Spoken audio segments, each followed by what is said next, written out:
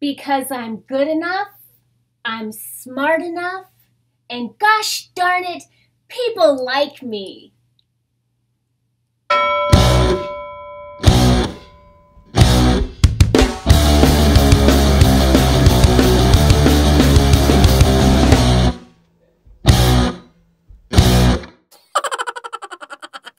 Hi, welcome to Kick-Ass Switch, putting the K in magic.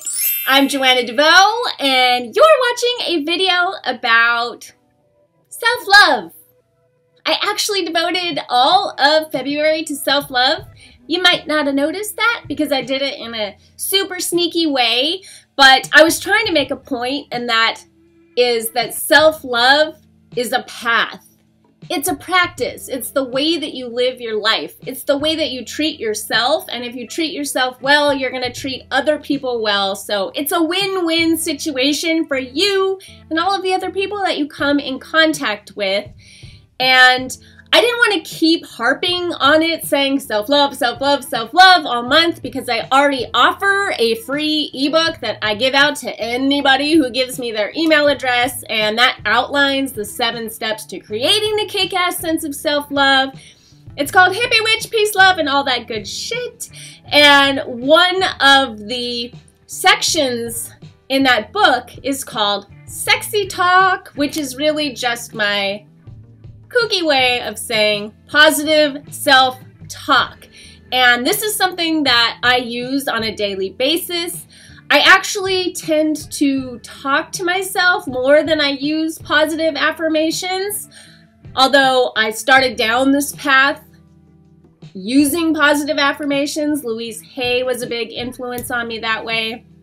And but I find that having an actual conversation with myself in the morning, especially if I kind of wake up with that weird, non-specific sense of dread that is very familiar to some of us who have experienced a lot of depression in our lives, I just start talking to myself and saying nice things. But I will say that positive affirmations and even positive self-talk, it's not enough. It's just the first step to get the ball rolling. And what I recommend you do after that is take action, which I always recommend. It's not enough to just like send your intention out into the world. You gotta back that shit up with some solid action. You can't fool yourself. You can't say, I love myself. I really, truly love myself. I am a good person. If you aren't taking actions that back that up, you aren't sending those messages deep, deep down inside. You're just saying the words. You're just going through the motions. And something that I talked about on this Tuesday's episode of Hippie Witch is acting as if. And I think this is a really powerful practice, to act as if. I was actually talking about it in the context of moving from self-pity to kick-ass, which was the title of that show if you want to go look it up. But acting as if has a lot to do with self-parenting yourself, which is a term you might be familiar with. It's a little bit like talking to yourself and parenting yourself. You're talking to the inner child within when you're using positive self-talk. But I think what sends an even bigger message is acting as if. So, for example, if you are a kid who grew up just dying for your dad to tell you, you are beautiful, or your mom, you wanted one of your parents to say, you are beautiful. So you have grown up to be one of these adults that's constantly seeking validation from the opposite sex or the world in some way. You're waiting for people to tell you you are beautiful. A much better, I want to say, more empowering, let's say that. A more empowering thing to do is act as if you already feel beautiful. So you ask yourself, how would I dress if I truly felt beautiful? How would I walk and talk? How would I make my way through the world? How would I move if I felt beautiful? And then you don't just ask yourself that question, you do it. You dress that way, you walk that way, you talk that way, you move that way.